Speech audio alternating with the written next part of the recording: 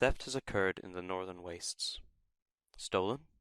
A filter of the vivifier's blood, said to have supernatural properties. In charge of the investigation? Yourself. You have your orders and a case to solve. You think you should start close to home, known quantities. You've got 2 candidates in mind to interview first. You choose Rypite Koldan. Rypite Koldan. A simple enough start, you feel. You're not one for pulling a metaphorical hamstring, and you still have a day before you'll be heading to Idyllic Acres. Can't waste time. It feels good to be hunting for a squeak beast after so long. You feel your vicious verminator senses shed turquoise tears of joy. What a confusing portmanteau. You're not quite sure if the latter half of Verminator's wordology is Terminator or Exterminator. Perhaps you could claim it's a portman-trio. There weren't many particularly interesting details attached to Koldan's name, but regardless, you'll pay him a visit. His ties to Scorp would potentially give him access to deadly secrets. Once you arrive, security is perfectly apathetic and nonchalantly allows you inside once you flash your credentials. You spare a half a thought, wondering what he thinks you're doing here, but you ignore it in favor of giving Rypite's Trollodex card another glance as you enter the elevator.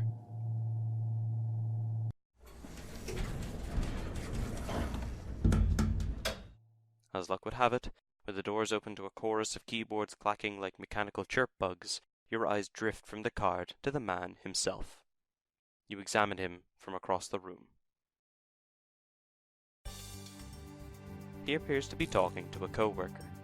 Judging from the frantic motions of his hands, he's explaining something. Something big. This guy has always been one for animated gestures. Recall Rypite Koldan. This isn't the first time you've seen his face, but it's not really much more than the 4th. You never forget a face, but even if you did, his would be off the table. He makes a strong impression, especially in the conference room you first saw him in. He had ideas for Scorp themes, a relatively new concept, especially considering you'd first heard of the app a few days prior. His arms would move about, not unlike a cartoon character. The glow of the projector made his white teeth blinding. His smile almost looked fake from how real it looked. There were themes for each department of the company. You remember rolling your eyes as he started with the accountants. Loyal logarithms. Or the security guards. Ostentatious oculars. Serious sass.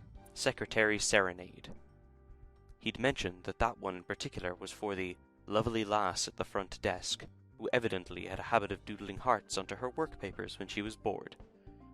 When you looked to your left, you saw that exact secretary, her face buried in her hands in mild embarrassment. Not exactly a secret with dark consequences, you'd think, but also you didn't care. Perhaps the strongest quality he has is his voice. Deep, but not rumbly, like black honey. It demands attention. You could further recall moments spent in the ablution trap with a patent-pending Inspo Nuggets intermission of the meeting in your mind's radio. But you try not to layer recalls like that.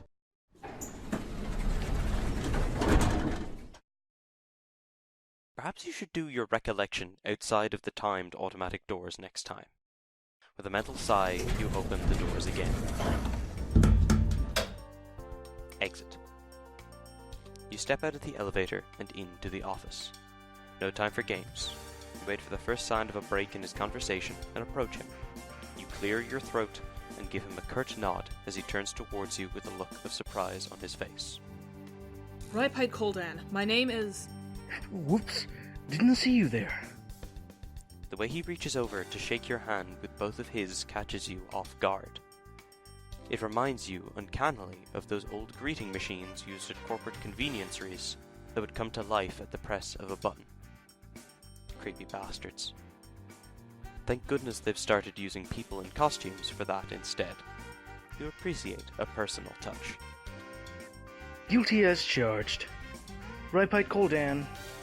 But it looks like you already knew that. Guess my Rypitation precedes me. He's clearly waiting for something. A laugh, you assume. Unfortunately for him, he flops, as the Chuckle Bunker regulars say. My name is Cecily Yopara, and I'm currently conducting an investigation of grave importance. I'd appreciate any time you have to spare for some questions. You like getting to the point. Oftentimes, the point means the point of your blade, and you can never turn down a chance to dance with blades. If only the chances ever came. Rypite's face seems to be somewhat frozen on a smile. He looks confused more than anything. Being questioned isn't exactly a difficult concept to wrap your head around, in your opinion. Wow. You want to talk to me? It's more believable than me asking this of your colleague over there, the one that I'm not presently engaging in conversation. Yes, you! The tail behind him is definitely finding his work very interesting right now. In an instant, his nose is buried in his computer monitor. He's smart, not looking like he's clearly eavesdropping. Still, you'd prefer someplace more private. If you have to spend the conversation counting his nervous tics and fidgets, you'll go mad. Perhaps if we could relocate this somewhere else? I wouldn't wish to disturb anybody's work. I'd hate to make you look bad. Of course. I'm happy to get a move on. It's as I always say. There's a time and a place for all of us, don't you know? You give the worker behind him a curious glance, and his confused expression tells you he has literally never said that before. Whatever. Your eye is also caught a nameplate next to a door across the office space, and it's a name that was just used in an awful pun by its owner mere seconds ago. Is that your office over there? I'd say that would be a good place. If you wouldn't mind, of course. Not at all, not at all. Come on. It's this way. He's leading you to the clearly labeled room that you pointed out. Your hero. You spend the short trek re-examining the evidence, sifting through your mental documents and familiarizing yourself with the important facts. When he lets you in, you're taken aback from how personalized the room looks. It feels like it could only be his, and you barely even know him. Your mind works fast to find the theme of the miscellaneous junk spread across the room. You see a joke book, a calendar with every day marked, a miniature ray gun model, arms hoarder? Doesn't seem like the type. That microphone making itself comfortable on the desk catches your eye. He records something, apparently. Rypite seems just as surprised as you are, and as he rushes to tidy his desk up, you give a whiteboard nearby a glance. Based on the doodled alien heads spouting inspirational slogans, someone's got space on the mind. Your least favorite is the three-eyed alien telling you to reach for the stars. A little on the nose. Sorry, so sorry. I'd forgot I was having a synapse squall in here. Taking a gander at my design work. We're working on brand new Scorp theme. Celestial Crossroads. Did you know that in From Repeton to a Moon, the author's rough calculations on the requirements for the cannon able to launch 3 people into space were remarkably accurate? Fascinating, isn't it? His cannon still wasn't practical, but it was quite a commendable attempt. We can talk trivia later. Take a seat, Mr. Koldan. You're not sure why you see Rypite grabbing for his seat, but you can tell that he's doing his best to try and lighten the mood. Where do you want me to put... Your cold stare pierces through him like a hot knife through buttery cliches. You're not in the market for a lightened mood. The few inches he'd lifted his seat off the floor are reversed, and he lets out a fake cough before sitting down. Right. Investigation. I'm not really sure what you need from me, but I'm an open book. But first, I have a question for you, Miss Iwapara. For me, you say? I was under the impression that I was questioning you. He nods enthusiastically and doesn't wait for confirmation before he dives right in. You seem quite tired. Have you had enough soda? I've got a spare cushion lying around if you want to take a snooze cruise. Your business can wait, I'm sure. Self-care first. Is he trying to change the subject? I've had a sufficient amount of sustenance, thank you. I'd really like to have the reins to the conversation again, Mr. Koldan. He raises his hands a little bashfully. Though he's smiling, there's a slight sorrow to it. Like he knows that was perhaps his last chance for a light-hearted conversation. Right, all yours. My hands are off. I'm nudging them in your direction. And please, call me Rypite. May I call you Cecily? No. With the investigation properly underway, you retrieve a folder that might help contextualize the situation slightly. For him, you mean. You've already read this document a significant number of times. Once. Recently, in the Northern Wastes, there was an armored truck that was intercepted en route to deliver some very particular goods back to corporate. In particular, a valuable package was stolen. You'll spare the details, in case he turns out to be a blabbermouth. He doesn't sound like he is much of a filter, even if you could be wrong. It was an unscheduled transport, so the culprit must have ties to corporate. Would you happen to know anything of this operation before or after the fact? Is there any talk of any Arctic antics in your area of the corporate ladder? The look on Rypite's face is one of slight concern, and while you're trying to figure out whether it's genuine worry or just a cover-up, he gives you his response. I can't say I've heard of this, but that certainly sounds kind of dangerous. Is everybody okay? Yes, you almost say in the most disappointed voice you could muster. The armored truck, full of priceless assets, was intercepted and nothing happened. They had to pay a fee for crossing the bridge, draw straws to see who'd be stuck being the driver, sing an obnoxious repeating song the whole trip home. 3 employees died, 2 armed guards and the driver. You start to lose faith in the idea that he'll be any help to you, because he's getting teary-eyed about 3 complete and total strangers he didn't know existed until tonight. Golly, those poor souls! They were only doing their jobs, protecting that truck. That poor driver, trying so hard to drive so far. Didn't even matter in the end. Your mind whispers to itself, but you let him grieve for a few more seconds. And that truck, having to endure that harsh cold. I hope its driver loved it and cherished it. And that package, it must feel so scared and lost, in the hands of who knows who. Are you absolutely sure there's nothing you know about this truck, Mr. Koldan? I find it difficult to believe you have 0 ties with this incident. Gosh, I'd love to help. I really, really would. But I don't know what ties I could possibly have. I mean, I wear a tie, if that's any good.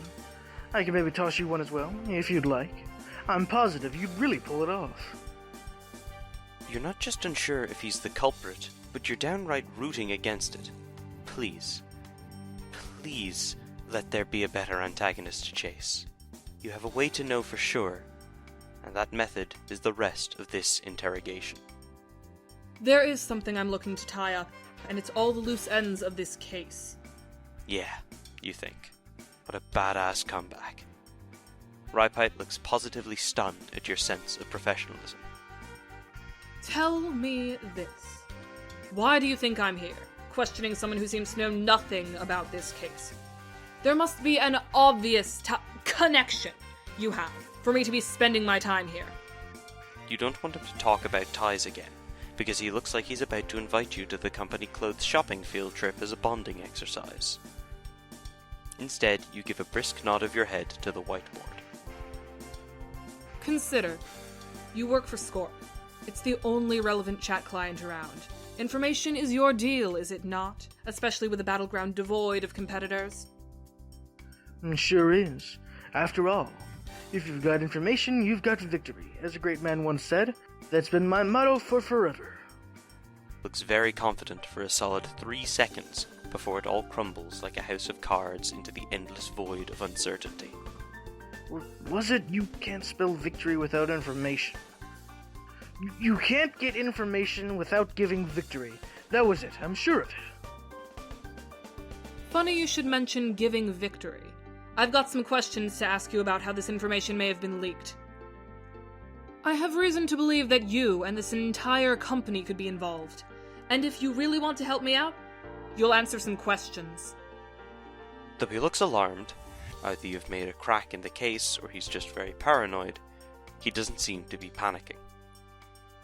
Well, I'd be a bit of a dummy if I didn't try to clear my company's name, wouldn't I? Please, ask me anything.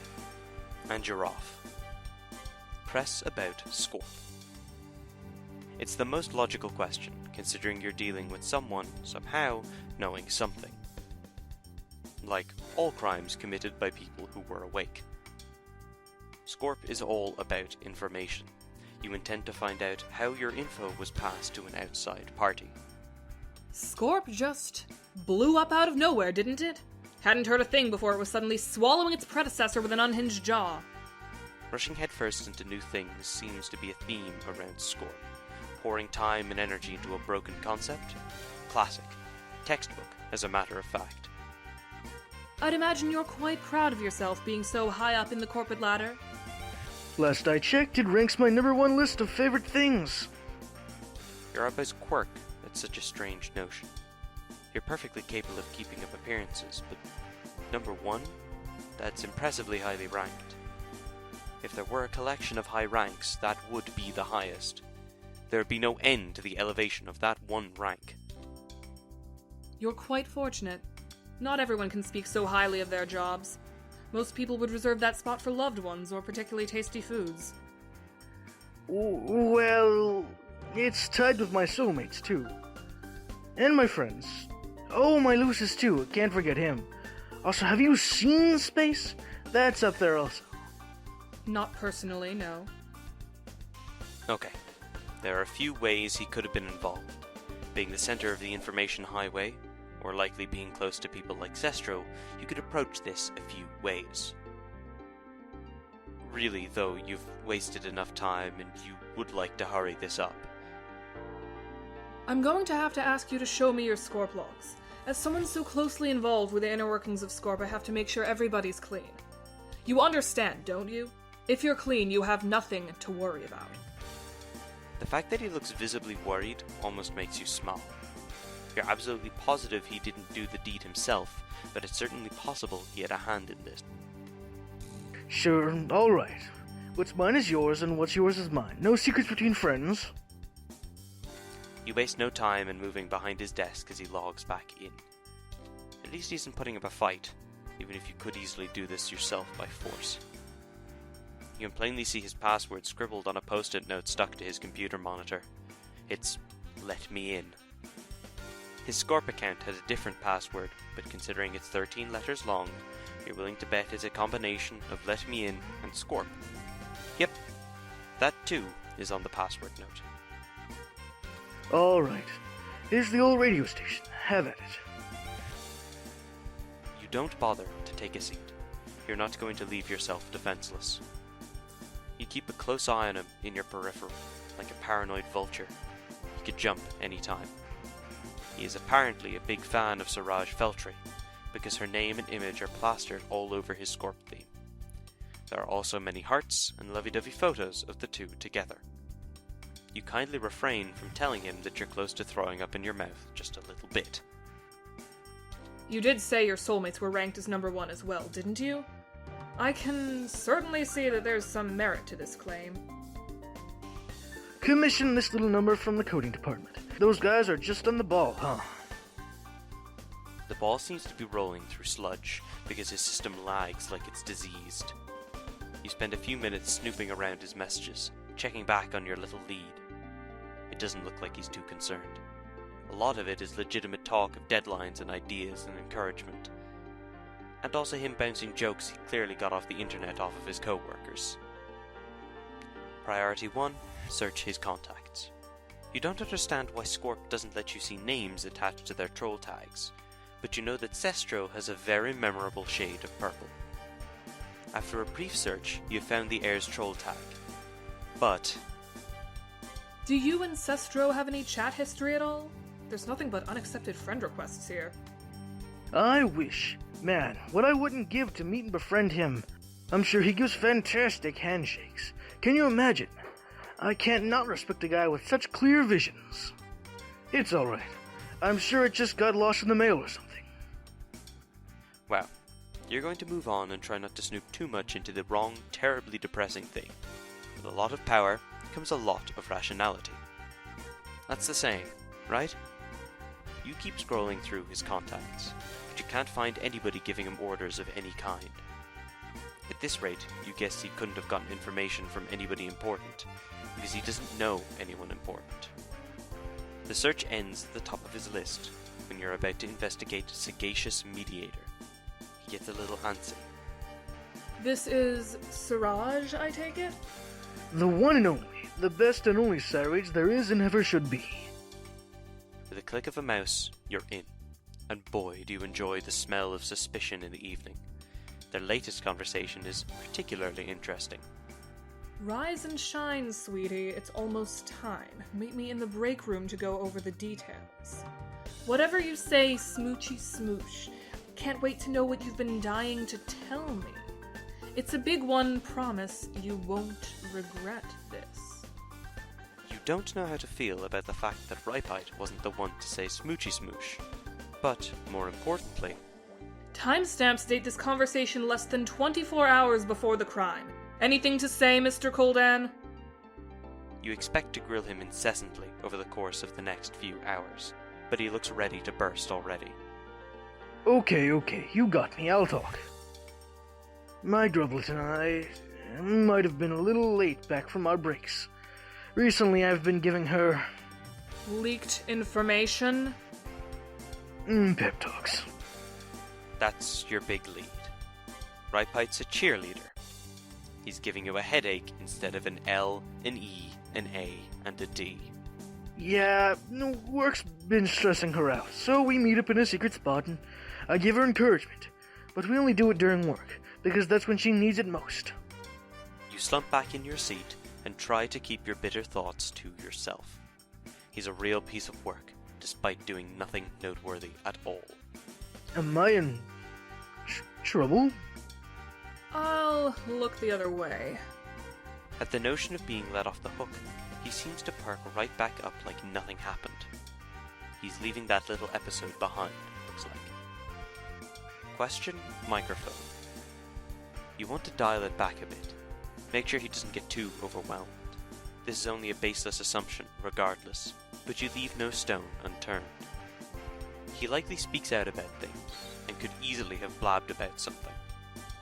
You doubt it's here for show and show alone, considering it takes up a fair amount of limited desk space. Leaning over, you gently tap the base of his microphone and raise an eyebrow. Last I checked, Scorp doesn't come with a radio feature. What's this then? I doubt you have an intercom system rigged up either.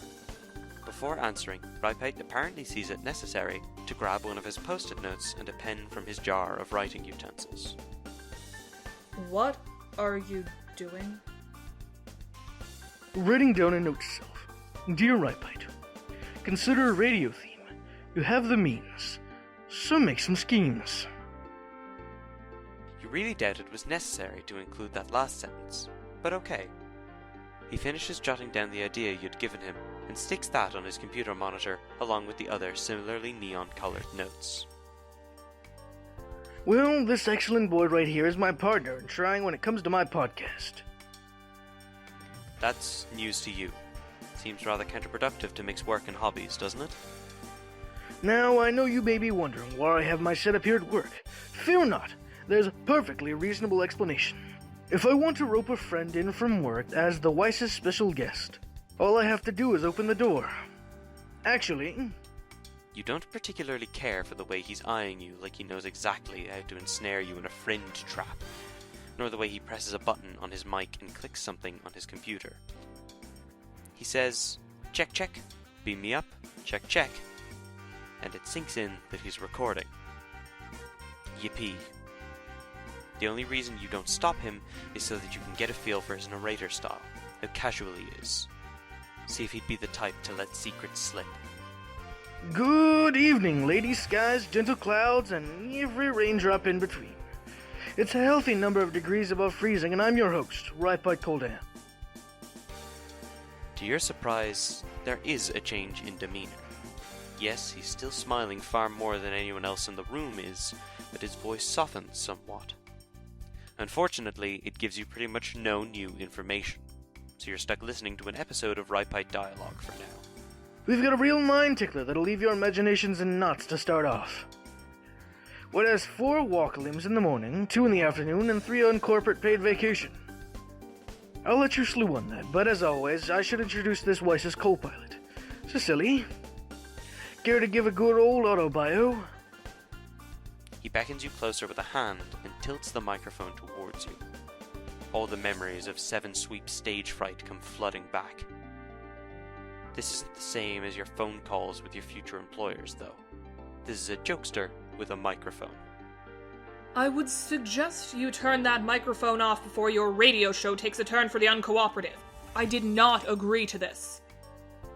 We are also not on a first-name basis. Let's get that clear while I'm setting the record straight, Mr. Koldan. Thankfully, this doesn't seem to be a live broadcast, since you'd imagine those take a little more setup. You'd hate to embarrass the man in front of an audience.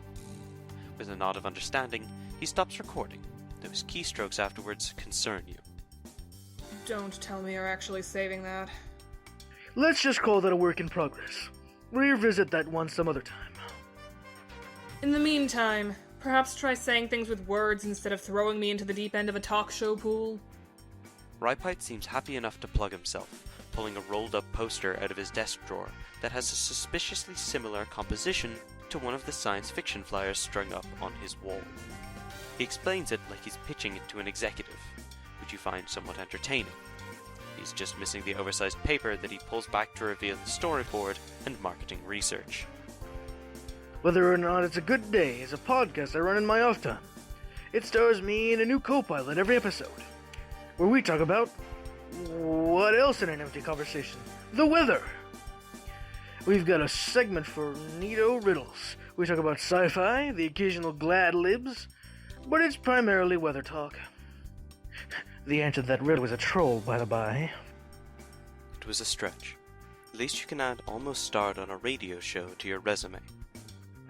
Ironic, the blade wielder hits the cutting room floor. Wrap it up. You're wasting your time, you think to yourself.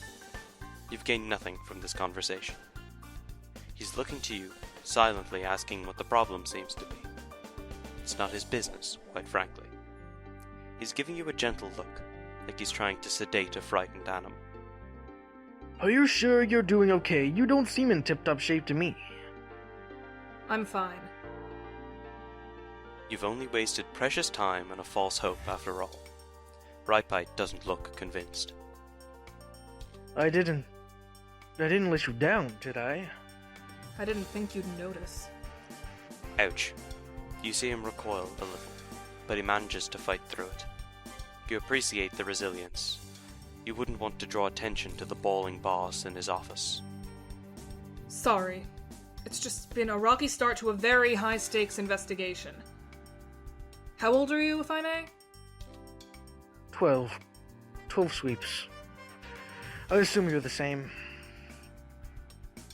I'm practically twice your age.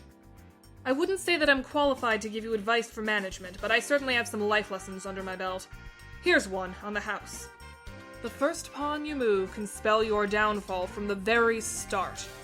It doesn't matter how you play the rest of the game if you begin poorly. The opening gambit sets the scene. You can't rewind that. All you can do is mend the damage before your throat is slit and you bleed to death a regretful husk. Not everyone can move ahead so blindly without thinking, like some companies around here.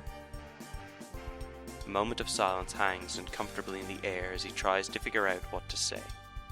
You can see the words buried under his tongue, different ones attempting escape with no luck. You start to pack your papers and stand up, thoroughly spent from a few hours of learning how much of a goofball a boss can really be. I'll be seeing you. Actually, I'm going to need you to wait just a second, miss. Excuse you? As you turn around to follow him, you see him marching over to the door, sliding his wheelie desk chair right in front of the door under the handle. He doesn't even prop the chair up on the doorknob to stop anyone else from coming in, or lock the wheels, or anything. You do realize I can easily move that out of the way. I have people to talk to. Or even just sneak past the gap he'd left behind some very light furniture, because it's not entirely a snug fit. Not a traditional en passant, but practical all the same. At first, he doesn't respond. instead wiping all of his creative mind map from his whiteboard. You've got a puzzle to solve, and I've got 2 thumbs, and also a puzzle to solve.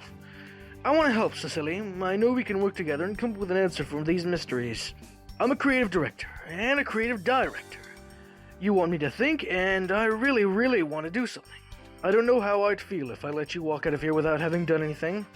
That looked somewhat important. You'd written that the deadline is in 2 days. Please tell me you backed that up somewhere. Nope, that was the only copy that existed. And now it's gone forever. Helping you is more important. Well, now that I've negatively impacted your work schedule, I really should be going. Nonsense. We have a crook to catch. And so he gets to scribbling and scrawling and jotting down words and linking them with the wavy lines. Let's just mark the keywords. He's underlining every word he writes. You don't figure he's letting you go until he thinks he's helped. Oh well, you might as well save the measly 2 synapses it would take to note this down. He at least remembers everything you told him. He's a good listener. All the keynotes are present. Unfortunately, he seems to procrastinate not 5 seconds after you mentally compliment him. What's with all these swirly clouds up top? Not an attempt to recreate the scene of the snowy crime, I hope. There's a suspicious amount of delight he shows when you ask. Why, you can't have a synapse squall without clouds. What kind of storm would it even be without clouds? It's as we say on whether or not it's a good day, sometimes you need clouds. There isn't much you can count on, but you can always count on clouds being there, you know? Your eyes focus on the board for a moment. You hear Rypite excitedly trying to inspire you, but none of it sticks.